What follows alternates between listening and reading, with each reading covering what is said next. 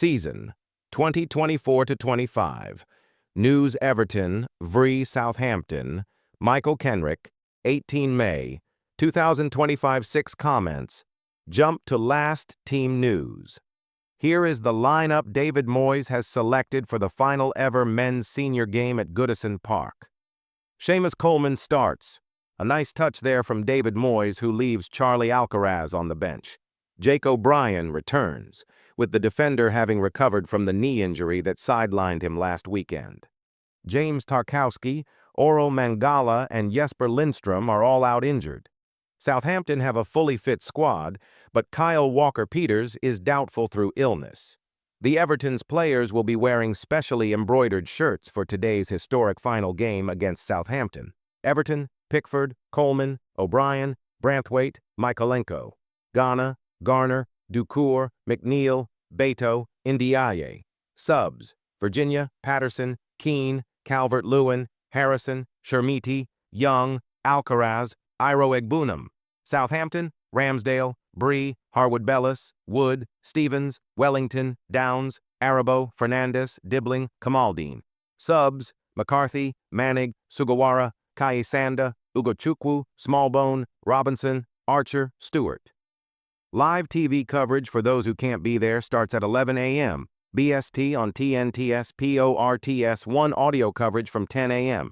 BST can be heard on BBCRADIOMERSEYSIDE via BBCSOUNDS. Everton fans watching the game against Southampton will have to watch the on-pitch celebration and end of an era ceremony following the game on the Red Button, TNT Sports 7, on Discovery Plus and YouTube.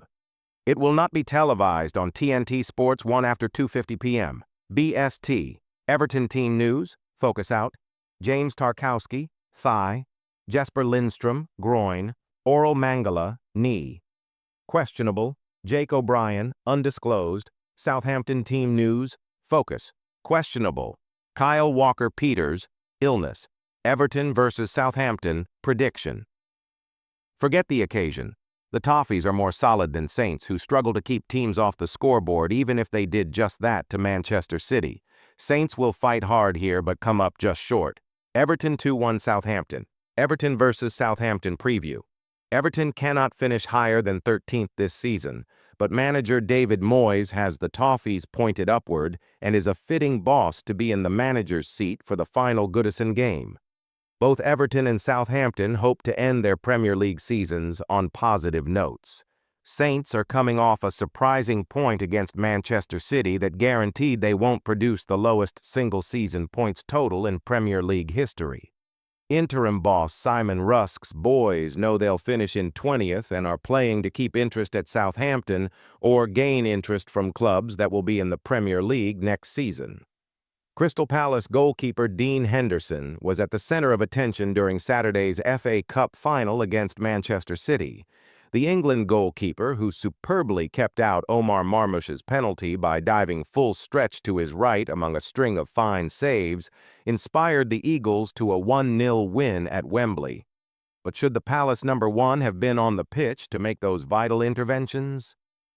City defender Josko Gvardiol played a long ball over the top for Erling Haaland to chase onto, and Henderson hesitated before stretching out a hand outside the box to divert the ball away from the City striker. As occurs with every decision, the video assistant referee, VAR, checked the incident and allowed play to continue without any sanction. The explanation given was, the direction in which Erling Haaland was going made it possible, but not denying an obvious goal-scoring opportunity.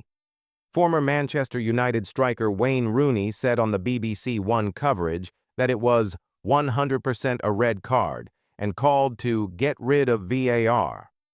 Watch live as Crystal Palace lead Man City in FA Cup final, but Eagles have goal disallowed. What are the considerations for denying a goal-scoring opportunity? The distance between the offense and the goal, the direction of the play, the likelihood of keeping or gaining control of the ball, the local and number of defenders. Henderson's handball came just outside the box, pushing the ball away from goal and towards the corner flag. Had he not got that touch, Haaland would have had the chance to control the ball and aim a strike towards goal, but Palace centre-back Maxence Lacroix had sprinted back to cover. A goalkeeper handling the ball outside the box is not an automatic red card, and VAR can only call the decision back for a dismissal, but decided Haaland was not denied a clear goal-scoring opportunity. City should have been given a free kick outside the box, but referee Stuart Atwell failed to award it. What was the reaction? Rooney, who won the FA Cup with victory for United against Palace in 2016, was incredulous on BBC punditry duty, saying, "It is a red card, 100% a red card." Erling Haaland is about to knock it around him, and Dean Henderson sweeps the ball away. "It is a red card. How can they get this wrong?"